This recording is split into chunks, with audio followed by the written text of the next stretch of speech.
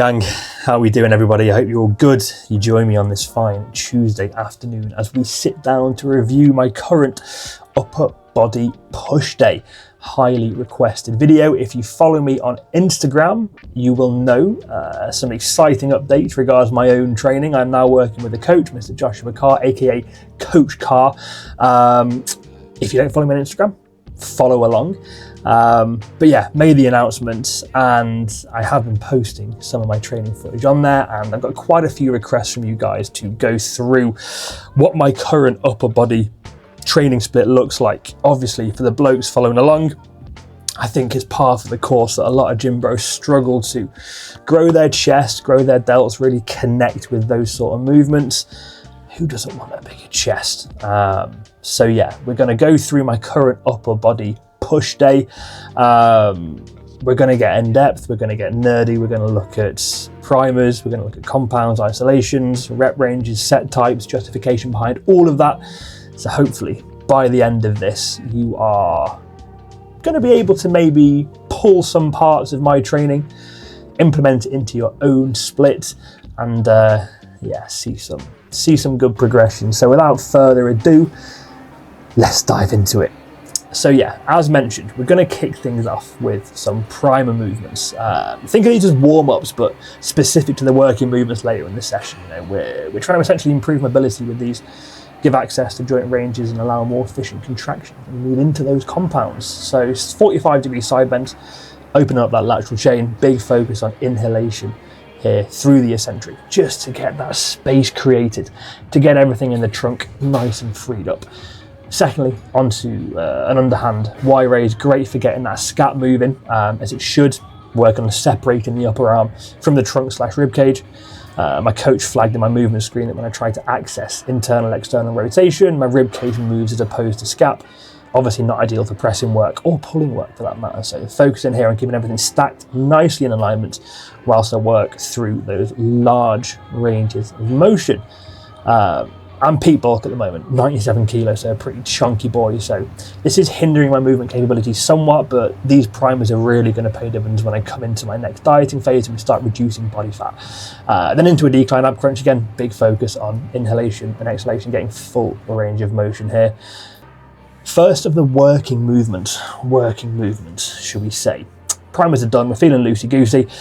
Single arm cable lat raise, cuffed, big medial side delt focus, not packing the shoulder here, but keeping things fluid, cable around knee height for max tension in that length and range, because you know, we love matching resistance profiles to strength curves over here. Then we're moving into the first of the big hitters, this ridiculously heavy incline flex leverage press. Can't get the words out. Sublime machine, but boy oh boy is it heavy. You'll notice I've got a block under my feet for elevation. This helps me stack the pelvis under the ribs, minimizing excessive lumbar arch, which you see so often in the gym. It's not what we want, you know. Having that arch adjust the angles of the mechanics of the movement, turning the incline into a flat press, you know. Tucked elbows, of course, for shoulder extension, lining things up with those clavicular pec fibers. Interestingly as well, we've got the back off set first, and then we go into a heavy top set, great way to moderate load. Now we're into a spider curl to give the pecs a bit of a rest. You might ask biceps, why are you doing this on push day? It's simply because they're fresh, they're not getting worked with the compounds, meaning better force production. Fantastic movement this for the short head, full range of motion, single arm for better joint alignment, so we can line the wrist, the elbow and the shoulder up, get a really nice contraction. Next up, another old school banger and a personal favourite, dumbbell flat press. We're elevating the feet here for the back off, but going balls to the wall on the top set as you want to prioritise maximal load for low reps. Pretty happy to get the 50s moving. I think you'd agree somewhat comfortably here. Again, same as the incline flex press, tucked elbows. Firstly, just to protect the rotator cuff, but also as it just lines up a little bit better with those pec fibers. And you'll notice I've also got the dumbbells tucked in as well. We're not dropping these down. We're owning the eccentric. We're owning every single rep. Yeah, pretty pleased. 55s up. Next, lateral raise is coming up after this. Setting 5 if you're using a prime like me. Again, just 2 sets, high reps here. It's a pretty small muscle group. The delts have already got a fair bit of work, front delt specifically from the presses. So yeah, we're just looking to cook that side delt now. and just exhaust it as best we can. I'm not a huge fan of these seated lat raise machines. I think it's because I'm quite tall and I've got a really big wingspan, so I prefer not to hold the handles on these, as you can see. Then we're moving into a prime pec deck. Again, great way to toast the pecs after the heavy pressing. Again, setting 5 here. Being mindful of that oh so important rib cage stacking. If you're a little bit shorter, you might benefit, again, like we have in the leverage press, with a block under the feet to push the rib cage back, or rather to push the pelvis back under the rib cage. And then finally finishing off with a banger of a bicep movement. Behind the back, well, in my plan it's behind the back cable low rows, or Bayesian curls. Sadly, the cable machine was taken at EP, which is standard, so utilise the bisolator.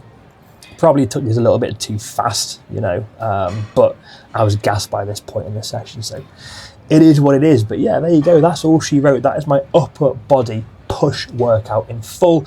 If you've got any questions on anything in this training split, anything in this training day, why these movements, why these rep ranges, set types, why the primers, etc., just drop a comment below and I'll get back to you. And hopefully the next video in the next few days is going to be going over my pull day. And then we'll look at my leg day, quad focus. Then we'll look at my hinge day. And then we'll look at my upper body push and pull combined. So yeah, a lot of quality content coming. Appreciate the subs, appreciate the views.